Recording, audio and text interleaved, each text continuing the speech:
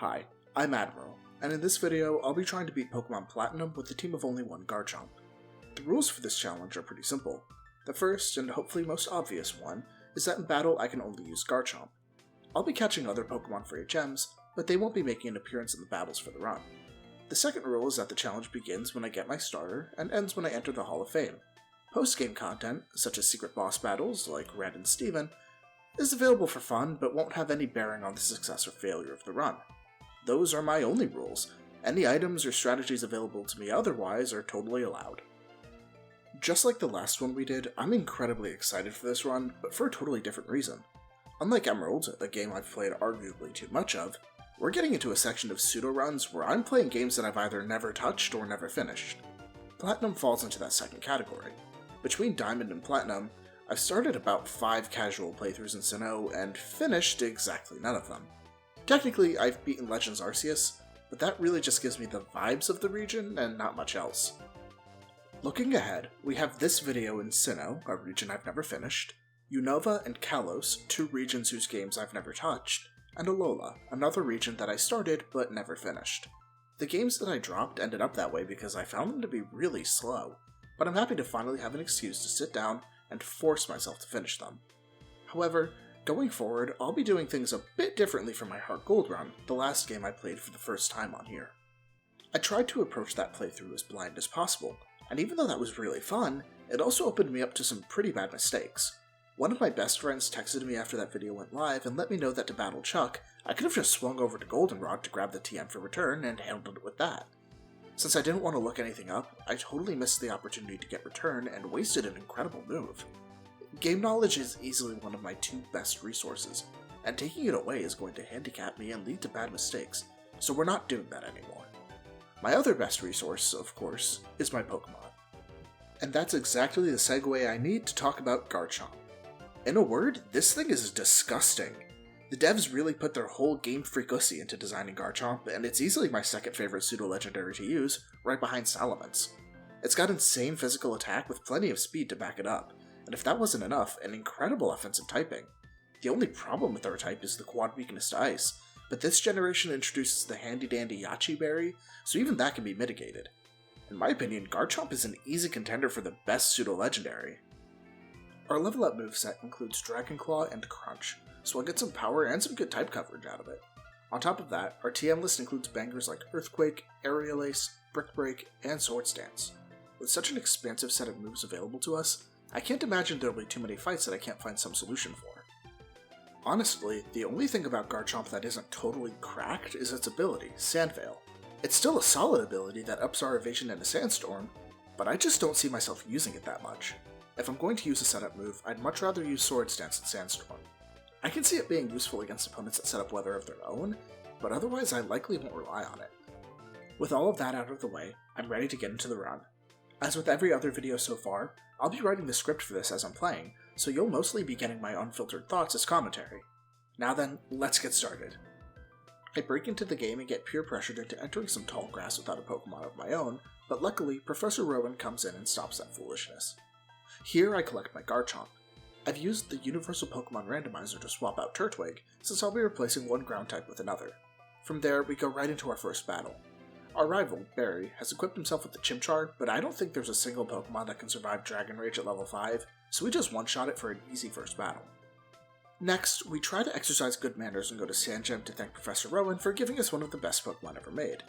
First, Barry intercepts us and drags us to Verity Lakefront to catch a legendary, but the oldest 27-year-old in existence is already there, villain monologuing to himself. Barry realizes that neither of us have Pokeballs, so it's back to the original plan, at Professor Rowan's place. I get to the lab, and Professor Rowan is astounded that the fully evolved Pokemon he gave me is already fully evolved, and I get to nickname our sweet boy. I name him Norbert, and receive the Pokedex.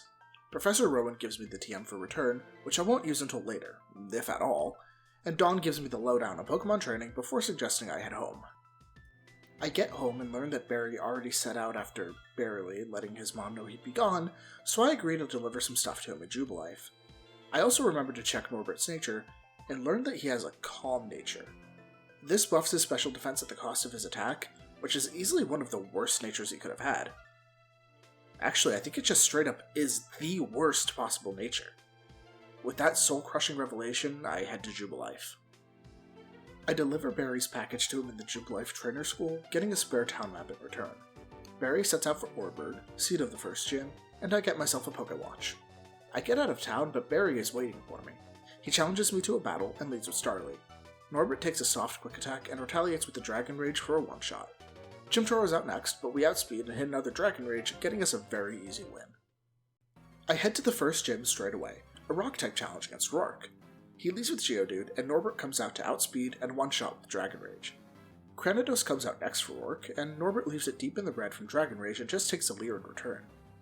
I expect Rourke to heal Cranidos much closer to full health, so I just go for Sand Attack to see what my next play should be. Cranidos doesn't actually get taken out of range for Dragon Rage to kill though, so another hit finishes it off. Onix is last up, and one more Dragon Rage is all it takes to win us the badge. The trip to Eterna City is uneventful and unremarkable, so it's straight to the next gym for me. Before I get the chance, Barry runs into me, quite literally, and drags me to the cleverest set piece in the series so far, a statue that looks both like Dialga and Palkia at once. Cyrus is there muttering to himself, and I just move on. I also happen to meet a very nice lady by the name of Cynthia, who gives me an egg and certainly won't be making an appearance down the line. Two of the next gyms are grass and fighting themed, but I can't get Aerial Ace until much later, so I'm not sure I'll be able to do anything other than brute force these gyms. Speaking of which, grass gym time! Gardenia leads with her Turtwig as I send out Norbert. We outspeed and set up a Sandstorm as Turtwig sets up a Reflect. Dragon Rage leaves it in the red as Turtwig just uses Sunny Day, so two more Dragon Rages finish it off after Gardenia heals. Next out is Cherim, who transforms thanks to the sunshine. I have Norbert use Sandstorm again, so Cherim transforms back and misses a Grass Knot. Reflect wears off, so I hit it with Takedown to soften it up for Dragon Rage to finish it off. It nails Norbert with Leech Seed before going down though, so we'll have to deal with damage and healing at the end of every turn. Last out is Gardenia's Roserade. I have Norbert use Dragon Rage, just so I can get a sense of how much damage it does, and it leaves Roserade in the yellow as it hits Norbert with a Stun Spore. Roserade is able to outspeed on the next turn, and even though it held Citrus Berry and Leech Seed to heal it up, and we're paralyzed, none of it can stop Norbert from connecting with a Dragon Rage to win the battle. The journey to Hearthome is also uneventful, so after getting Fantina back to the gym, Norbert and I challenge her. I'm a bit worried about this one, as the Ghost type's immunities mean that I'll only be able to use Dragon Rage and Sand Tomb to attack, but I should be okay.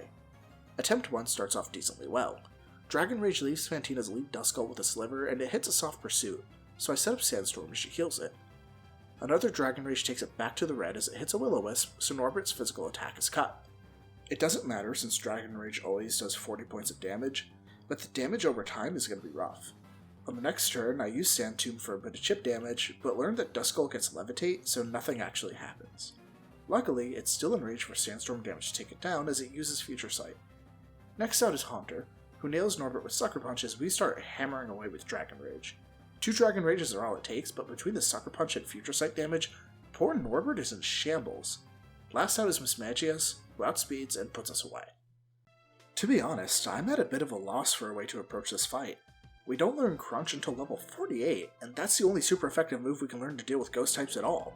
No TMs can get us out of this either. Well, technically we can learn Shadow Claw, but that's the reward for beating the gym, so it doesn't actually help us. The next move we learn by level up is Slash at level 28, but that's not going to help here either since it's a normal type move. After that is Dragon Claw at level 33, but I hope I won't need to go that far. I think I can stack just a few more levels and try this again. If we can just take some harder hits without trouble, this should be doable. At level 28, I go ahead and challenge the gym again. Fantina leads Duskull, and the first turn is the same, Dragon Rage and Pursuit. Once again, Fantina heals, but this time I just hit another Dragon Rage instead of setting up. This means that on the next turn, Dragon Rage finishes Duskull off and we're not burned or dealing with Future Sight. Fantina goes right to Mismagius next, who no longer outspeeds Norbert. He hits Mismagius with Dragon Rage as it retaliates with Confuse Ray. Another Dragon Rage takes it for red health as it hits a Shadow Ball. Fantina heals, and Dragon Rage takes Mismagius to yellow health as Norbert snaps out of confusion. One more finishes it off, and Haunter comes out.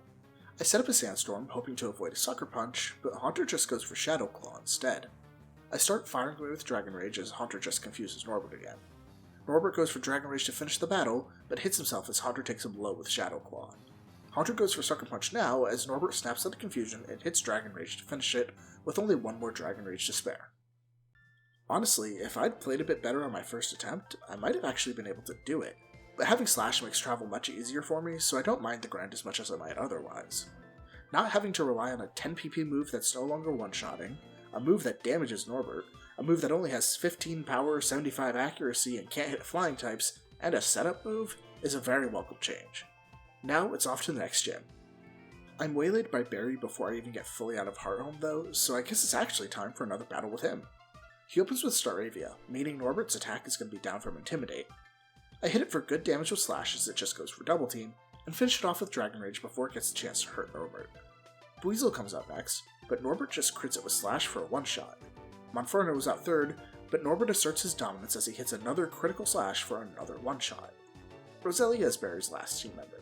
We trade Slash for Leech Seed. Its recovery means that a second Slash leaves it with what must be 1 HP as it just misses Stun Spore. Norbert just follows up with Dragon Rage though, and gets us the win. If my memory serves, next up is the Fighting Gym, which is about as far as I've ever gotten in the Sinnoh games. I probably got farther in Diamond in my first Platinum playthrough, but I was so young then that I'm not even sure those count. Either way, I know I'm dealing with at least a Lucario, so I'm not quite sure how to proceed. I decide to backtrack to the Wayward Cave. I'm pretty sure I can pick up Earthquake's TM at this point, which would be absolutely insane. And to my surprise, I end up being right, so that's Lucario and honestly most of the game dealt with. I also swing back to Orberg so I can grab the TM for Brick Break, and then get ready to go forward in our adventure. Picking up Earthquake this early might be the biggest move I could have made in the entire run.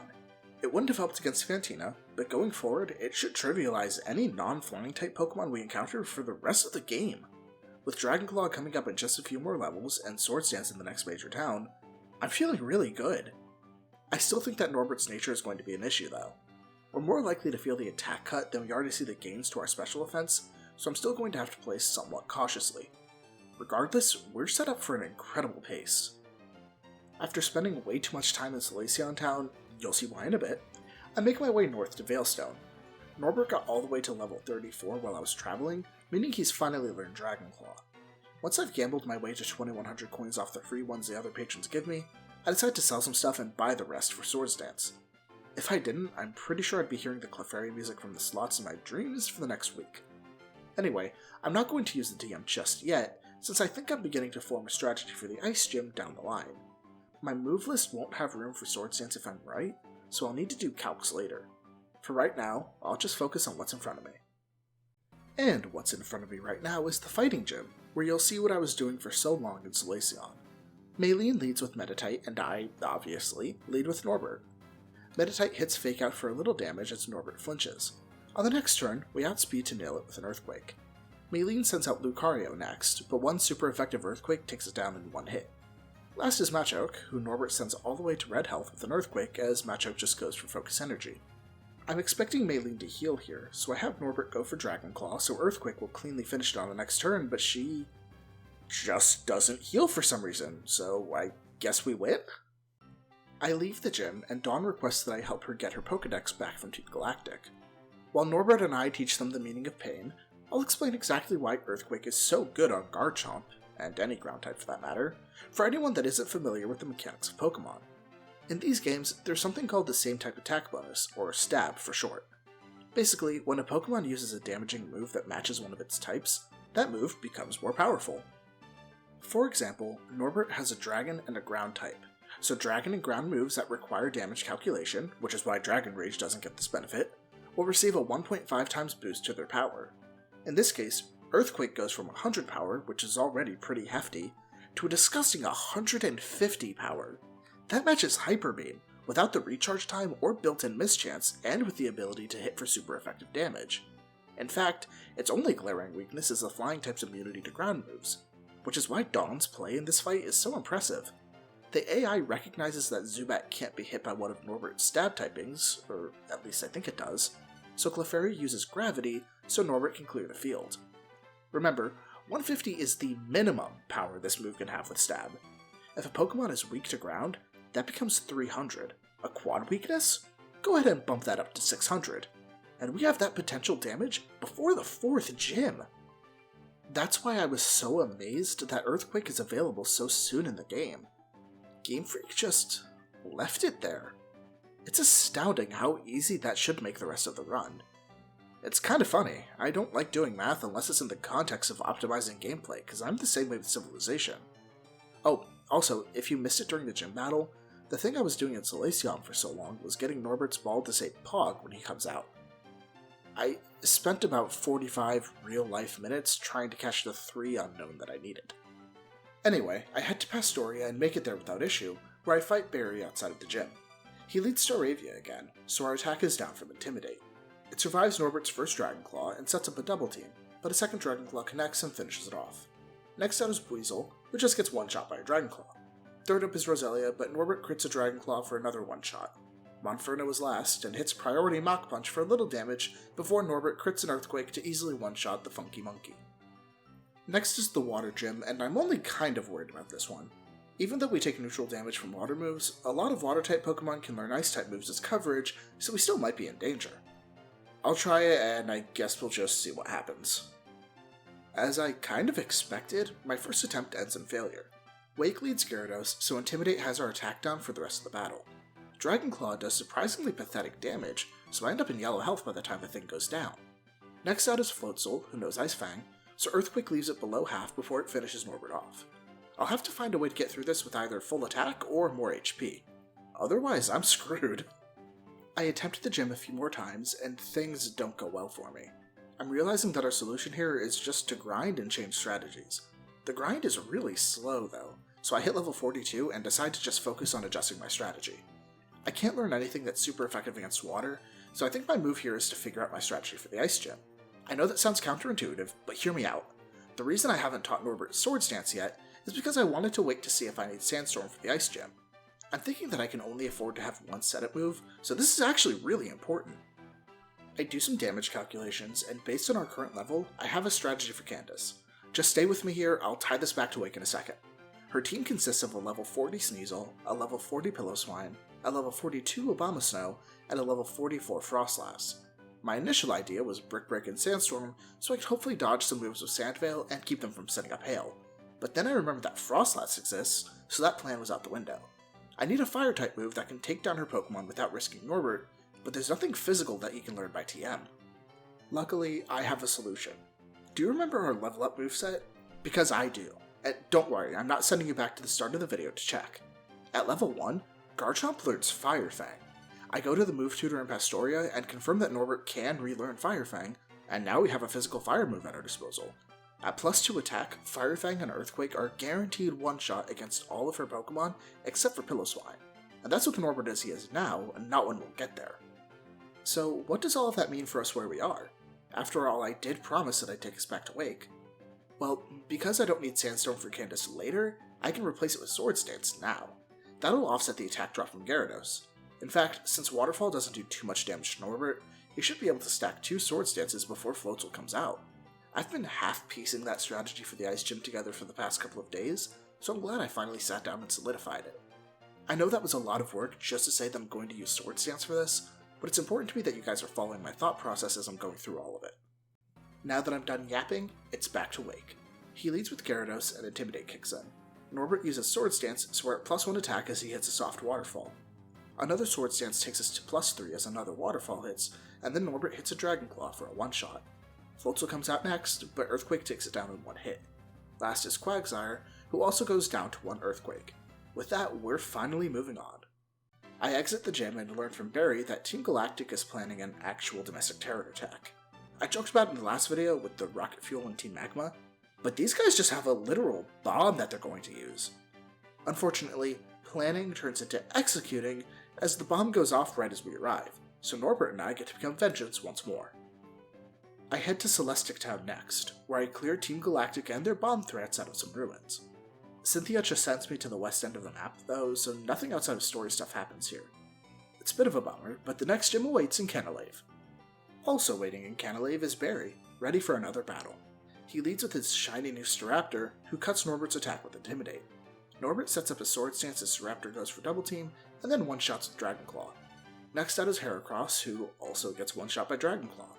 Third is Monferno, but Norbert just smacks it with an Earthquake for a third one-shot. Floatzel is out next, hits a priority Aqua Jet, and then goes down to Earthquake. Last is Roselia, and Norbert takes it down with one Dragon Claw. Very easy stuff. Next is Byron, the Steel Gym leader. He leads with Magneton, who Norbert smokes with one Earthquake. Next is Steelix, so I have Norbert use Swords Dance as it just goes for Screech. Steelix is a really bulky Pokemon, so I want to make sure that Earthquake one-shots. It does, so last out is Bastiodon, who can't survive a +2 Earthquake, so we get a clean sweep on this one. After the gym, more story stuff goes down. It looks like Team Galactic has detonated another bomb in Lake Valor, so that's where Norbert and I are headed next. I have to do a lot of travel for all this story stuff, so the HM boys accompany us.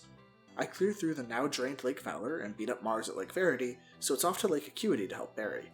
Unfortunately, I need the gym badge from Snowpoint first. That means our next stop is the Ice Gym, and I feel much better than I did when the run started. With a solid strategy in hand, this shouldn't be too much trouble. That's especially true since I plotted out this strategy when Norbert was only level 42.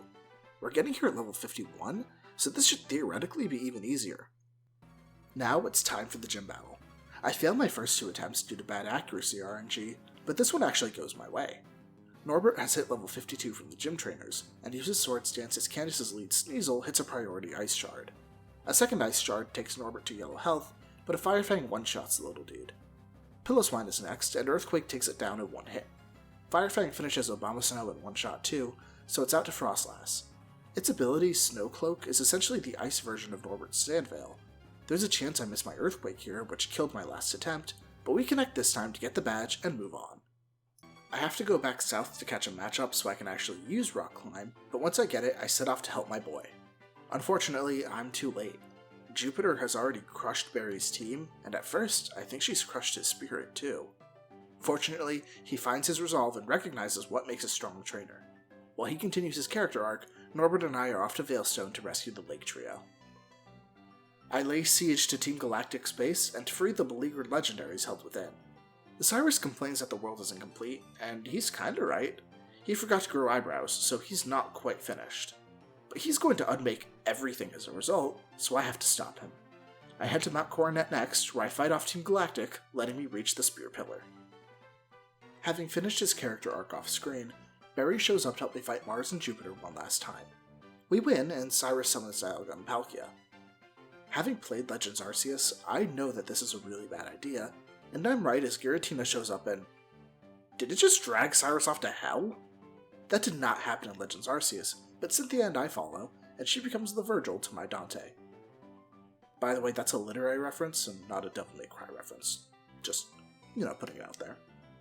We navigate the Distortion world together, and I face Cyrus again. I kick his butt, and then kick Giratina's for good measure, and Cynthia and I are free to leave. I head back to Sand Gem to let Professor Rowan know that the world is saved and I can finally go get the last gym badge. The final gym is an electric gym, but Norbert is part ground type, so you probably know where this is going. A held soft sand makes this even easier, as Volkner leads Jolteon, who gets one shot by Earthquake. The same holds true for his Luxray. Electivire hits a quick attack and then gets one shot by Earthquake. Raichu is last out and goes down without a fight for the easiest gym battle of the run. I make my way through Victory Road and arrive at the Pokemon League. Before I can challenge the Elite Four, Barry challenges me to the last rival fight of the run. He leads a Staraptor, so Norbert goes for Swords Dance to shake off the Intimidate. Staraptor hits a U-turn, so Floatzel comes out, but just gets one shot by Earthquake. Staraptor comes back out and sends us back to neutral attack, so I use Swords Dance again as Barry U-turn pivots to Snorlax. One Earthquake takes it down, so Staraptor is back out. Since our attack is still at +1, I smack it with a Dragon Claw. Heracross comes out next, so Norbert uses a super effective Fire Fang to take it down. Infernape is his 5th Pokemon and gets taken down by one Earthquake. Last is Roserade, but a critical Fire Fang is all it takes to win us the battle. Normally, this is the part of the run where I'd say it's time to grind, but I actually don't think we need to. Norbert is a higher level than even the champion's ace, so I shouldn't have too much trouble in this one.